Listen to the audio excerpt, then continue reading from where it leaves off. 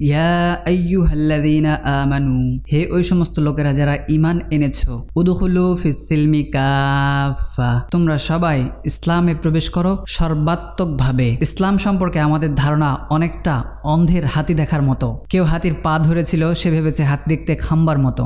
আরেকজন অন্ধ হাতির কান স্পর্শ করেছিল, সে ভেবেছিল হাতি দেখতে কুলার মতো। আরেকজন হাতির দাঁত স্পর্শ করেছিল, সে ভেবেছিল হাতি দেখতে মোড়ানো রাবারের মতো। ইসলাম সম্পর্কে আমাদের ধারণা অনেকটা তাই। কেউ মনে করি ইসলাম শুধু এইটার নাম, কেউ মনে করি ইসলাম শুধু ওইটার নাম। তবে অধিকাংশই আমরা মনে করি ইসলাম শুধু নামাজ রোজার নাম। দিনে 5 ওয়াক্ত নামাজ পড়লাম, বছরে 1 মাস রোজা রাখলাম, জীবনে একবার হজ করলাম, শেষ, এটাই ইসলাম। ইসলাম আর কি? আল্লাহ তাআলা বলছেন, তোমরা ইসলামে পূর্ণরূপে দাখিল হও, প্রবেশ করো।